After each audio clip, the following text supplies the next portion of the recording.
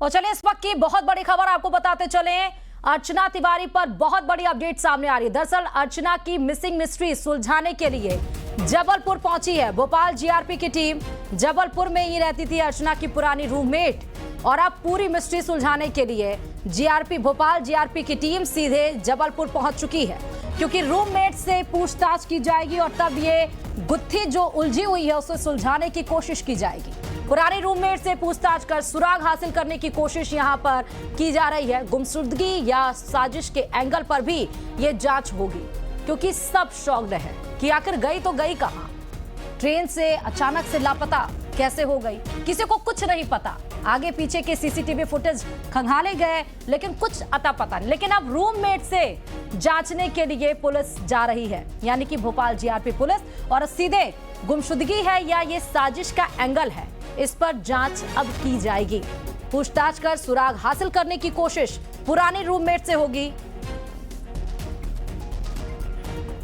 जबलपुर भोपाल की टीम गई है हमारी अर्चना की सहेली से पूछताछ करने के लिए, क्योंकि उसकी रूममेट थी जो 10 महीना उसके साथ में रही है, इसलिए पूछताछ के लिए भेजा जाएगा। तो उम्मीद वहाँ से कोई सुराग मिल सकता है। अब लौट के आए तो क्या बताती है, पूछताछ में क्या सामने आता है। लेकिन सीडीआर डिटेल में उस सहेली का नंबर कहीं सामने नहीं आया।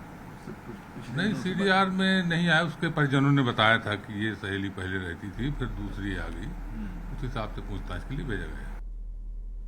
और ज्यादा और जानकारी के साथ संवाददाता रमाकांत दुबे इस खबर पर जुड़ चुके हैं। रमाकांत दुबे, अब रूममेट से पूछताछ की जाएगी। जी, पुलिस इस पूरे मामले में लगातार हर एंगल पर तलाशी कर रही है, हर एंगल को खंगाल रही है और जो भी संदिग्ध है, जो भी उनके करीबी है, उनसे पूछताछ की कोशिश की जा रही है।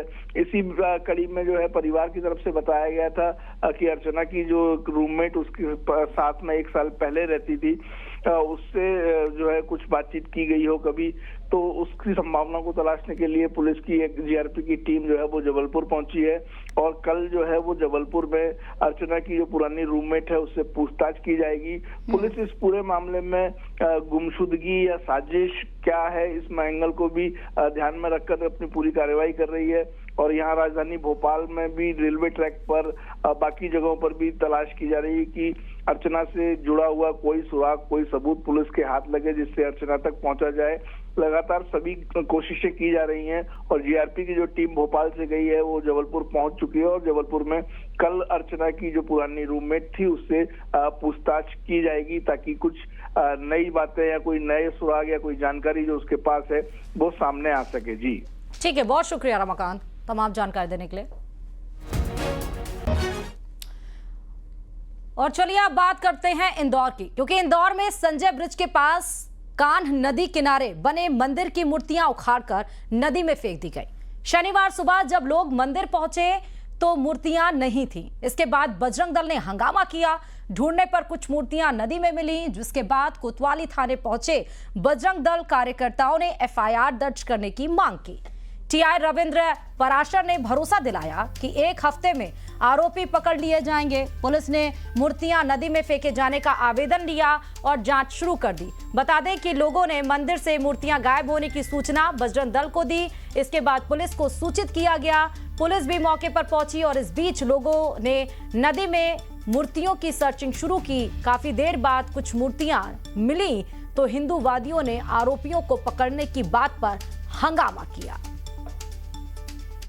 ये सेंट्रल कोतवाली थाना क्षेत्र के संजय सेतु ब्रिज के पास में एक प्राचीन मंदिर है। असामाजिक तत्वों ने मंदिर की मूर्तियां उखाड़कर नाले में फेंक दी। हालांकि ये कान्ह नदी है, लेकिन लगातार गंदा पानी बहने की वजह से नाले में तब्दील हो चुका है। उसी मंदिर को असामाजिक तत्वों ने कुछ दिन पहले भी निशाना बनाया था, जब वहां पर अवशेष मिले थे और ये अवशेष जो बताए जा रहे हैं वो गौ वंश के थे। सवाल यही है कि आखिर ये लोग कौन है जो मांस के टुकड़े मंदिर में फेंक रहे हैं, तो दूसरी तरफ मंदिर की मूर्तियां उखाड़कर नाले में फेंक दी। सामाजिक सौहार्द बिगाड़ने का प्रयास असामाजिक तत्वों ने किया। अज्ञात लोगों के खिलाफ एफआईआर दर्ज हो चुकी है। स्थानीय लोगों में इस पूरी घटना को लेकर काफी आक्रोश है। सीसीटीवी फुटेज खंगाले जा रहे हैं। पुलिस के अधिकारियों का कहना है बहुत जल्द इन आरोपियों को गिरफ्तार कर लिया जाएगा। और इधर गृह मंत्री अमित शाह